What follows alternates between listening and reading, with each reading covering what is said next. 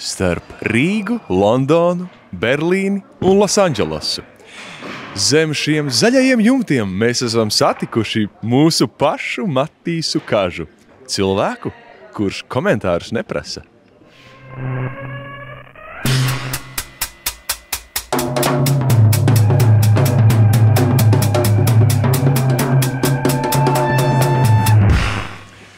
Matīs, pastāsti, kā tu jūties zem teātra zaļajiem jumtiem? Nu, zem šiem zaļajiem jumtiem tagad būs arī sarkans, zils un zaļš kūps, tā kā ļoti labi, jā. Redzi, mēdz sacīt, ka filmas ir jātaisa tikai tad, kad tās nevar netaisīt. Kā ir ar izrādēm? Tās varētu vispār netaisīt nekad.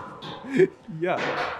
Redzi, pirms intervijas es neviņus uzdūros tavam citātam, kur tu saki, es teātrī domāšanu konstruēju citādāk nekā kino.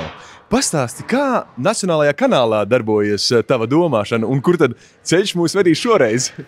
Nu, šoreiz mēs strādājam ļoti savdabīgā stilistikā, tas ir pirmais, un otrs mēs it kā esam paņēmuši kinofilmu un cenšamies to pielāgot skatuvei, kas nevienmēr ir vienkārši, tāpēc, ka kinofilmā ir montāžas princips, un mēs beigu ātri varam lēkāt no viena laika, no vienas lokācijas uz citu, un šeit mums ir jāatrod tāds ekvivalents uz skatuves, kā mēs varam panākt to pašu efektu, un tad mēs risinām caur scenogrāfiju, caur gaismu, un beidzot es esmu, tā teikt, atsvabināts no sava viss, tā teikt, pazīstamākā elementa, kas ir video izmantojums, jā, ar ko es esmu arī pieredzējis, protams, kino strādāt ar tūplānu, jā, un tad tādas iespējas nav, jo ir lielā skatuve, un tad jāskatās, kas man te vispār sanāks.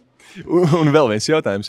Nu, mēs pēdējā laikā esam pieraduši no tevis dzirdēt tikai labas ziņas, bet vai tu kādreiz esi teicis, es esmu vaiprātā nikns un es to vairs necietīšu, un par ko tu to varētu būt teicis?